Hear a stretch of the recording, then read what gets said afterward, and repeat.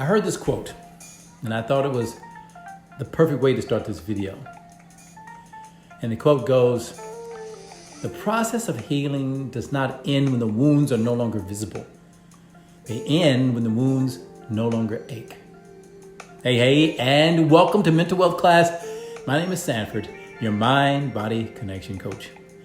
Now, before we get into things, please make sure that you share this video and smash that like button. I sure would appreciate it. Now, I was born in the 60s when civil rights leaders were being assassinated left, right, and center. Medgar Evers, Malcolm X, Fred Hampton, Martin Luther King, and many others that they do not teach our kids about in school. Now, also around my birth, the civil rights movement was a struggle for social justice that took place mainly in the 1950s and 60s for Black Americans to gain equal rights under the law in the United States. Jim Crow laws in the 1870s mandated racial segregation in all public facilities. You couldn't live in the same town or go to the same school. Interracial marriages were illegal, and Black people could not vote because they were unable to pass the voter literacy test. Now, slavery officially ended in December 1865. Now, there is a science that proves hard facts. This science is called epigenetic, that proves that trauma can be passed down genetically at least 3 generations. In other words, my relatives that came out of slavery in the 1800s, those who went through racial segregation, Jim Crow laws in the 1870s, the ones that struggled through and fought for civil rights in the 50s and 60s have all passed down their genetic trauma to me, because trauma is not just the event, it's the experience that happens inside of us. So if our parents were stressed, we're stressed. And this is true not just for Black people, but for white people as well, who had parents and relatives coming 200, 300 years ago. Whether you're a boss, a friend, family, the oppressor, or the oppressee, our traumas have a long genetic history. Though genetics play a part in our behavior and our attitudes, we each have to look at our own homes. We don't just need to look back 200 or 300 years ago.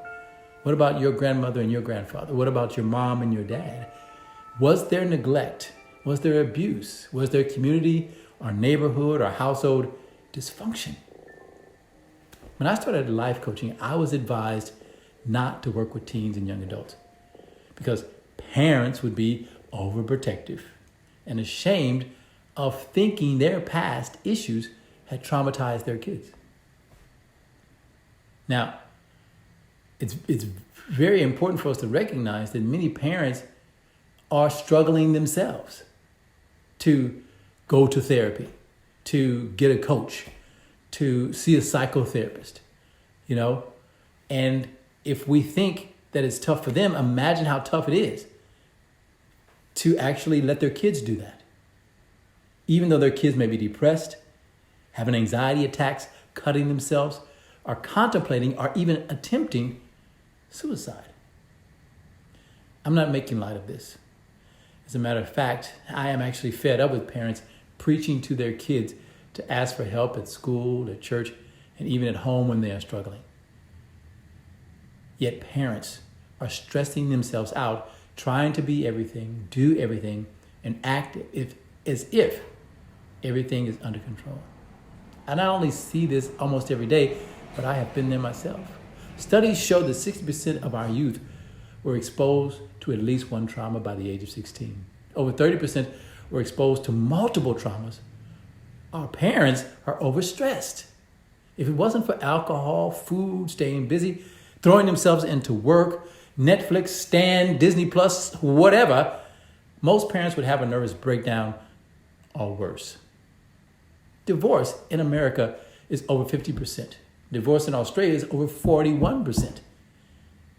Is there stress? Domestic violence, on average, nearly 20% of people, it happens 20 minutes each day. 1 in 4 women and 1 in 9 men, by their partners. Let's talk about loneliness. About 1 in 4 report they are currently experiencing an episode of loneliness. And 1 in 2, that's 50%, report feeling lonely at least once a week. And that's according to the Australian Psychological Society. 3 in 5 Americans are lonely, according to a recent study. This, of course, has a widespread effect on a person's mental and physical health. 1 in 5 people report they rarely don't feel alone. Addictions, according to the Asperger's Recovery Center, alcohol is the number 1 addiction in the world. In America, nearly 18 million people are classified as being addicted to alcohol. Currently, an estimated 13.2 million Australians, that's 64% of the population, drink alcohol. Australians who are suffering for some form of addiction is likely over 4 million. 1 out of 4 Australians drink to the high risk point. Addictions also include psychological dependency, gambling, food, and shopping. Gambling and shopping can actually have the same effect on the dopamine in the brain. It's just like smoking marijuana or doing drugs. And one of the biggest addictions that no one is up in arms about, because it makes about $20 to $30 billion a year, is the sugar industry. It's a drug. According to research, sugar kills as many as 1,008,400 people every year. Now, to make sugar, you have to take out the water, the vitamins, the minerals, and the fiber in sugar cane and sugar beets. And when we eat sugar, our body says, well, I'm going to put that water back in. I'm going to put those vitamins and minerals back in. I'm going to put that fiber back in.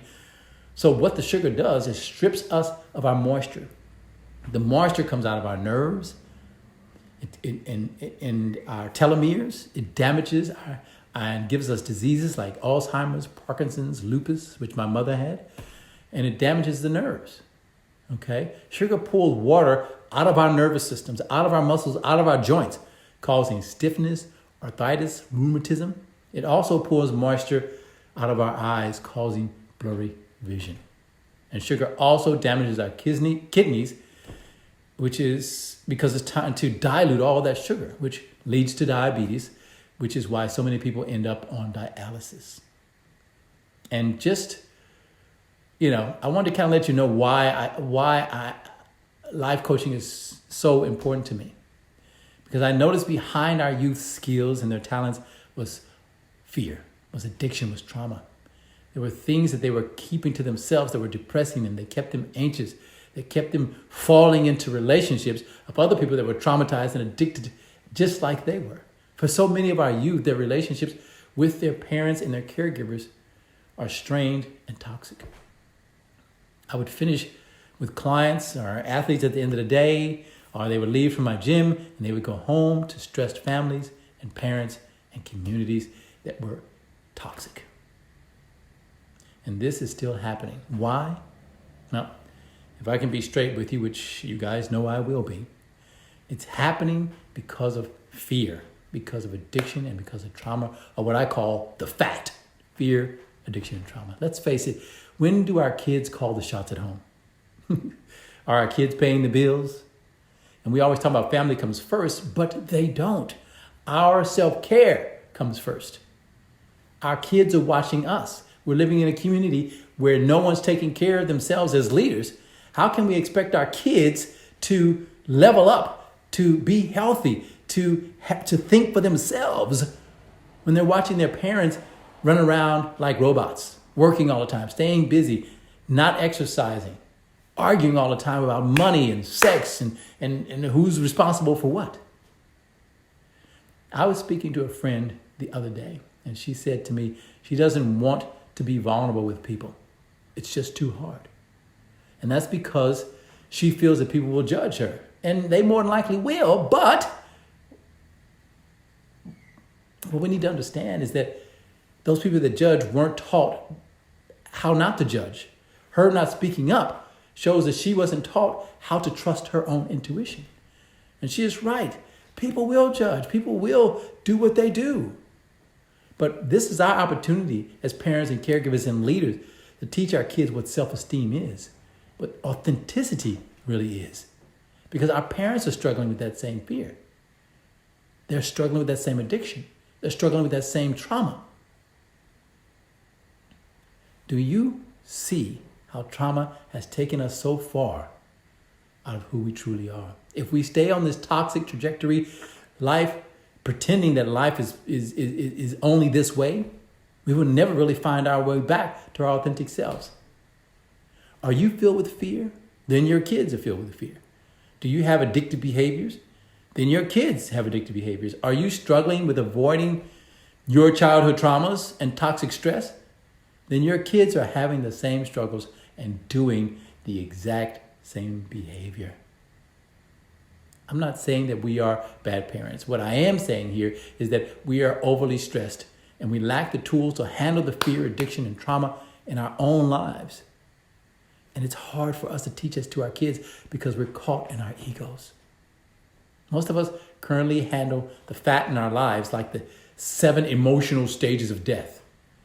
These stages can be emotional, they can be physical, social, and religious in nature. Now, the stages are shock and disbelief, denial, bargaining, guilt, anger, depression, and then acceptance and hope. Here's the thing about those 7. We are afraid to look at our pain because most of us lack the love. We didn't have the love. We didn't have the understanding. So most of us never ever get past the bargaining and the guilt stage to start bringing awareness and healing into our lives. We keep re-traumatizing ourselves and our families. While everyone's healing happens in a different way. There's no one right way. What's super important is to know a few indisputable signs of what fear, addiction, trauma looks like in your own life. Now, are you ready? It's nothing earth-shattering. But if we have unresolved fat in our lives, these are just 3 of the prime examples. You consistently help others with their fat, but rarely, if ever, tap into your own consciousness when you are struggling. 2, in relationships, whether they're friends or intimates, you manipulate or believe you want a relationship with them. Then once you have it or it starts to get comfortable, you push them away or you make them push you away. 3, you get easily offended and you lie a lot about your fat. It sounds as if we should know these things are happening in our lives, right? But we don't. Most of them are unconscious. This is why we all need to reconnect to our authentic selves and our communities with the people around us, because we are locked in these unrealistic emotions and we're not healing.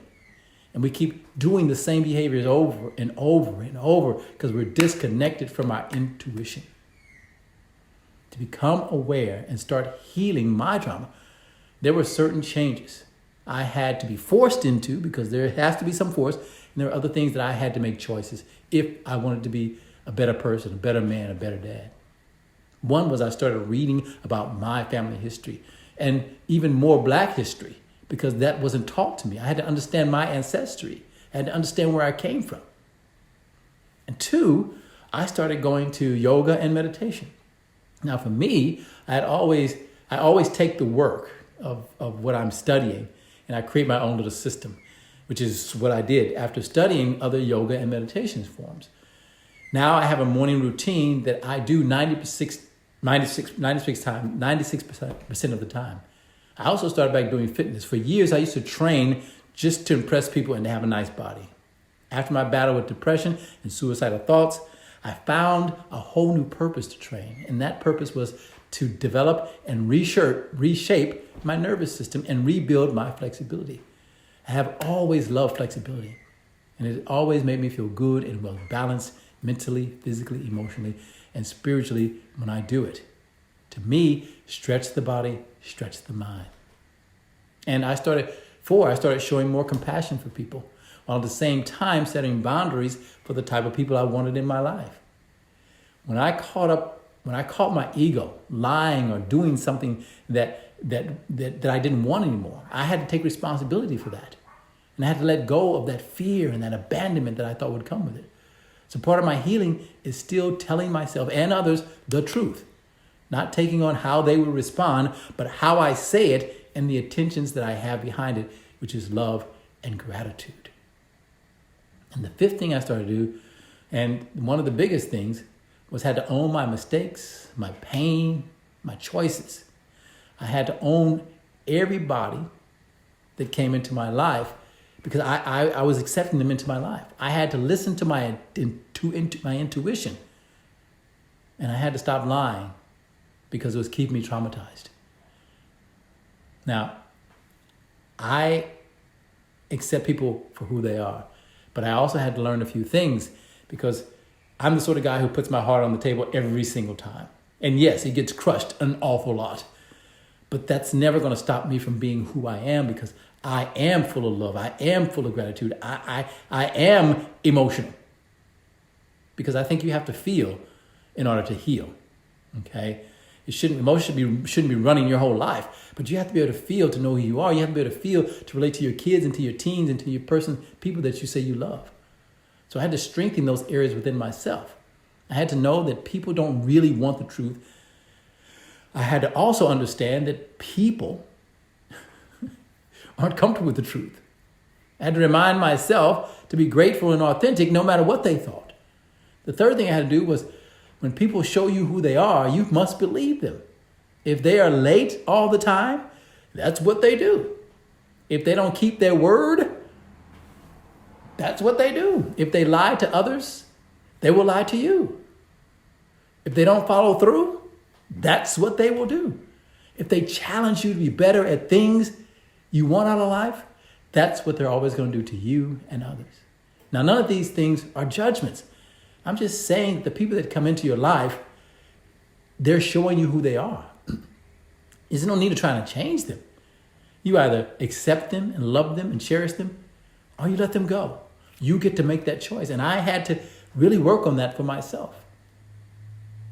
You get to make the choice to have them in your life or not. Now, trauma is like a bank account. We must invest in it in order for it to grow in the direction we want it to. Help our youth shape and understand and open up their traumas by us helping ourselves and developing and trusting our intuition that we need to unlock that trauma that sits inside of us. That's men and women. It will help them become more aware of who they are, take responsibility for their choices, and start them early on understanding their true purpose in this life. Because they have a purpose just like we have a purpose. They need to feel and trust themselves and connect with people in their lives so they're able to honor their inner intuition and wealth. Well, that's all from me. Thank you for popping in. Can you make sure that you share this video and smash that like button? Remember to fight the right fights. Earn your peace. Share your gifts. Please share your gifts. And always, always love your mission. We'll see you next time. Bye.